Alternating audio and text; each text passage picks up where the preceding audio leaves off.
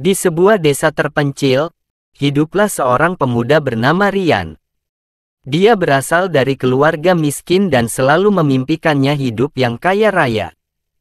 Tergoda dengan cerita-cerita tentang pesugihan, Rian memutuskan untuk mencoba ritual pesugihan kuntilanak.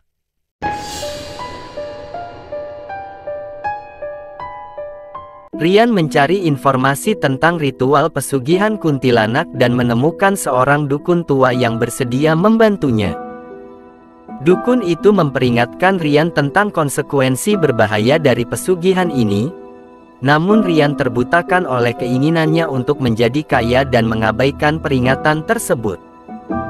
Pada malam Jumat Kliwon, Rian pergi ke sebuah hutan lebat untuk melakukan ritual pesugihan. Di sana, dia bertemu dengan kuntilanak yang mengerikan. Kuntilanak itu menyetujui untuk memberikan kekayaan kepada Rian dengan imbalan tumbal berupa nyawa manusia. Rian menuruti permintaan kuntilanak dan setelah itu, dia mulai mendapatkan kekayaan secara tiba-tiba. Dia membeli rumah mewah, mobil mahal, dan menjalani gaya hidup yang glamor. Namun, kekayaan itu membawa perubahan pada Rian. Dia menjadi sombong, materialistis, dan melupakan nilai-nilai moral. Dia juga mulai menjauhi keluarga dan teman-temannya. Rian lupa dengan janjinya kepada kuntilanak dan tidak lagi melakukan ritual untuk mempersembahkan tumbal. Kuntilanak menjadi marah dan mulai meneror Rian. Kuntilanak mulai menghantui Rian di malam hari. Dia menampakkan diri di hadapan Rian dan mengancam akan mengambil nyawanya jika Rian tidak memberikan tumbal. Rian ketakutan, namun dia tidak ingin tunduk pada kuntilanak. Dia memutuskan untuk melawan kuntilanak dan mempertahankan hidupnya. Rian belajar ilmu bela diri dan mencari bantuan dari para ahli spiritual. Dia bersiap untuk berduel dengan kuntilanak dan mempertaruhkan nyawanya.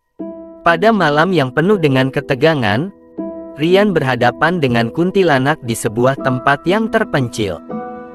Duel sengit terjadi di antara mereka. Rian menggunakan semua kemampuannya untuk melawan kuntilanak yang kuat dan mengerikan.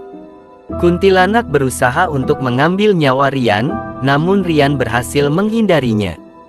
Dia terus melawan dan berusaha untuk menemukan titik lemah kuntilanak. Setelah pertarungan yang panjang dan melelahkan, Rian akhirnya berhasil mengalahkan kuntilanak. Kuntilanak terluka parah dan melarikan diri ke dalam hutan. Rian merasa lega dan bahagia karena dia telah mengalahkan kuntilanak dan menyelamatkan nyawanya. Dia kembali ke rumahnya dan beristirahat dengan tenang. Namun, Rian tidak menyadari bahwa kuntilanak hanya terluka dan tidak mati. Kuntilanak menyimpan dendam kepada Rian dan berniat untuk membalaskan dendamnya. Pada malam berikutnya, saat Rian sedang tidur, kuntilanak kembali datang ke rumahnya. Rian terbangun dan melihat kuntilanak yang berdiri di hadapannya. Kuntilanak menyerang Rian dengan brutal.